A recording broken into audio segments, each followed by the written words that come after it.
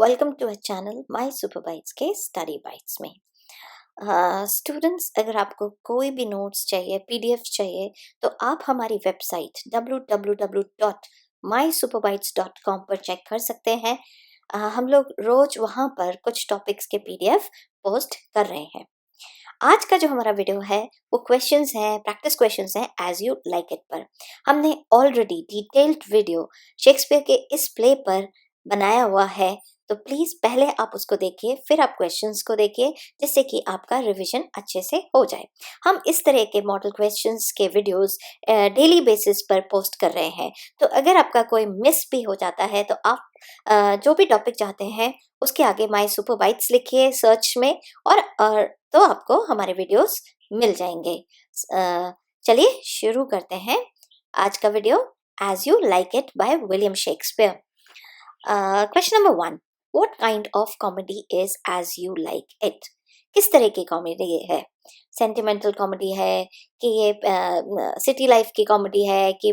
तो आंसर है pastoral comedy, क्योंकि ज्यादातर जो एक्शन है इस कॉमेडी का वो पेस्टोरल यानी कंट्री साइड में हुआ है। तो इसका जो जितना भी प्लॉट है उसका अधिकतर पार्ट फॉरेस्ट ऑफ आर्डन में हुआ है।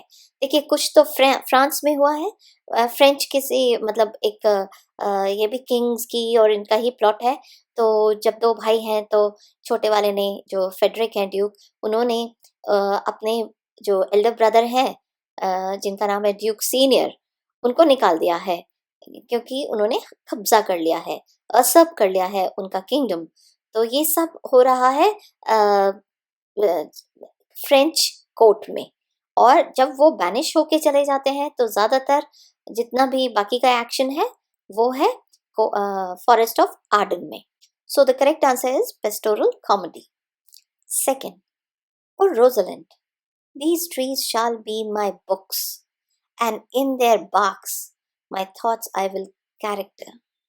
These lines have been spoken by, ये ऑर्लैंडो ने बोली है, और वो मतलब वो जगह जगह ट्रीज पर अपने विचार रोजलिंड के लिए लिख रहे थे। अब ऑर्लैंडो कौन है? यहाँ पर 3 ब्रदर्स हैं, Oliver de Boys, Jaques de Boys and Orlando de Boys. इनके जो फादर थे सर रोलैंड डी बॉयज, उनकी मृत्यु हो चुकी है, और जो ओलिवर हैं वो बड़े भाई हैं, ऑर्लैंडो छोटे भाई हैं। तो ओलिवर अपने छोटे भाई को बहुत ज़्यादा परेशान करते हैं, तो वो भी उनसे दुखी होकर इसी फॉरेस्ट में आ गए हैं। और वहीं पर वो जब उनकी मुलाकात रोजलिंड से हुई है, रोजलिंड डिस्गाइज में है, तो वो अपने विचार इस तरह से प्रस्तुत कर रहे हैं। Question number 3. In this play, as you like it, who has usurped his brother's position? Duke Frederick, जो कि छोटे भाई हैं, और ड्यूक सीनियर उनके बड़े ब्रदर हैं, जो कि मेन किंग हैं, वहाँ के ड्यूक हैं। लेकिन फ्रेडरिक ने क्या कर रखा है, उनको हटा के उनके राज्य पे भी कब्जा कर लिया है, और वो अभी ड्यूक सीनियर जो है वो फॉरेस्ट ऑफ आर्डन में है। प्लीज आप हमारा मेन वाला वीडियो देख लीजिए, तो उससे आपको सारा क्लियर हो जाएंगे। Question number 4, what is the name of Orlando servant? Orlando के सर्वेंट का क्या नाम है? हमने पूरे कैरेक्टर्स वहां अच्छे से समझा है, उनका नाम है Adam. Question number 5, who decides to dress as a young man in order to escape detection after banished from Duke Frederick? देखिए, ड्यूक फ्रेडरिक है, उनकी बेटी का नाम सीलिया है, और उनके जो बड़े ब्रदर हैं ड्यूक सीनियर, उनकी बेटी का नाम है रोजलिंड। तो जब ड्यूक सीनियर को निकाला गया वहां से, तो रोजलिंड सीलिया के साथ रहने लगी।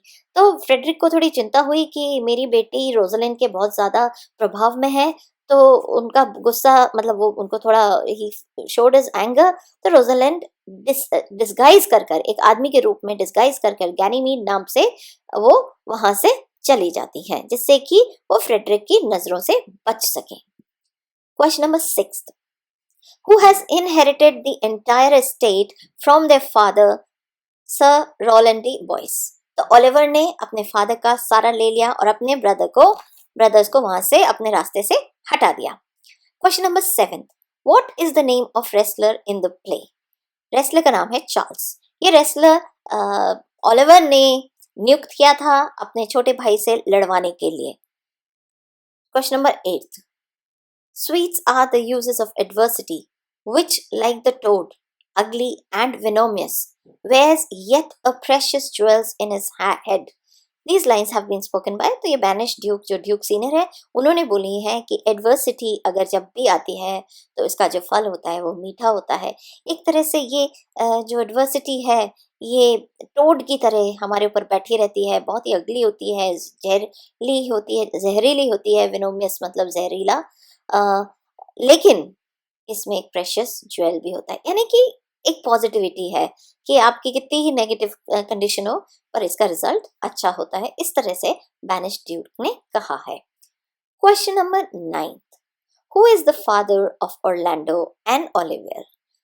तो इन दोनों के फादर हैं सर रोलैंड डी बॉयस, जिनका अभी अभी देहांत हुआ है।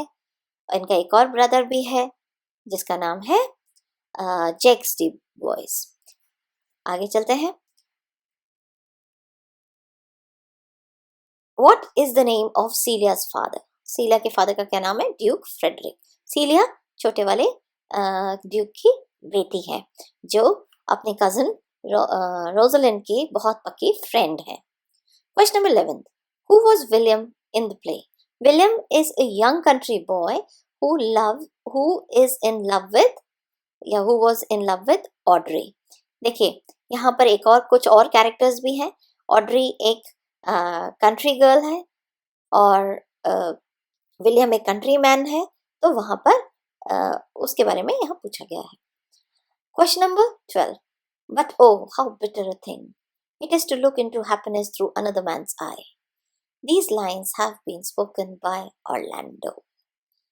कि कितनी बिटर है, मतलब लाइफ में ये सबसे बड़ा दुख है कि आप जो चाहते हैं वो आपको नहीं मिलता और किसी और को मिल रहा है वो, तो अनदर मैन्स आई, इस तरह से ऑरलैंडो ने बोला है। Question number 13, under the greenwood tree who loves to lie with me, this song has been sung by, ये song Amiens sings a merry song. ये सब वहाँ के जो थोड़ा सा सुपरनैचुरल और थोड़ा से बताया है कि वहाँ पर जो लास्ट में जब ये प्ले ओवर हो रहा है, सबकी शादियाँ सेट हो गई हैं, सब खुश हैं, तब वहाँ सारे जितने भी जंगल के जो परियां टाइप्स हैं या एमीन्स हैं वो वहाँ पर गाना गा रही हैं। इस तरह का under the greenwood tree. Question number 14, where is Duke Senior staying after being banished of his kingdom? So he is staying in the forest of Arden. ये मैंने कई बार यहाँ जिक्र किया है। Question number 15. A fool. I met a fool in the forest. Which person from the court? Jakes tell Duke Senior he met in the forest. देखिए जेक्स जो है वो ड्यूक सीनियर के साथ में ही है और वो उन्होंने एक फूल देखा। तो फूल देखने के बाद मतलब वो सीनियर को बता रहे हैं कि मैंने एक फूल देखा। और किस फूल की बात कर रहे हैं? टचस्टोन की। टचस्टोन गर्ल्स के साथ ही रहते हैं। टचस्टोन एक तरह से विदूषक हैं जो अपने विटी रिमार्क से कोर्ट का एंटरटेनमेंट करते हैं। तो उस फूल के बारे में जैक्स जो है वो ड्यूक सीनियर को बता रहे हैं। Next question number 16, the fool do think he is wise but the wise man knows himself to be a fool. ये लाइन किसने बोली है? ये टचस्टोन ने बोली है कि फूल को लगता है वो वाइज है और वाइज को लगता है वो फूल है। तो ये बहुत ही अच्छा पैराडॉक्स है जो कि टचस्टोन ने बोला है यहाँ पर। Question number 17, what names do Rosalind and Celia decide to give themselves when in disguise? जब वो महल छोड़ती हैं ड्यूक फ्रेडरिक का रोजलिंड और सीलिया ड्यूक के गुस्से से बचने के लिए, तो रोजलिंड गैनीमीड बनती हैं एक आदमी और सीलिया उन्हीं की गर्लफ्रेंड टाइप एलिनिया बनती हैं, कंट्री गर्ल बनती हैं और वो यंग मैन बनती हैं रोजलिंड जिनका नाम है Ganymede. So Ganymede and Aliena. Question number 18, hath not old custom made this life more sweet than that of painted pomp? Are not these words more free from peril than the envious court? Who is whispering these lines?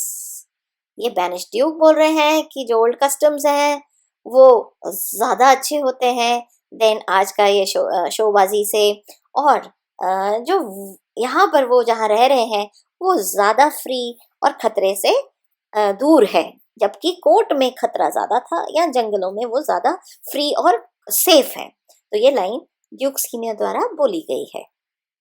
Question number 19.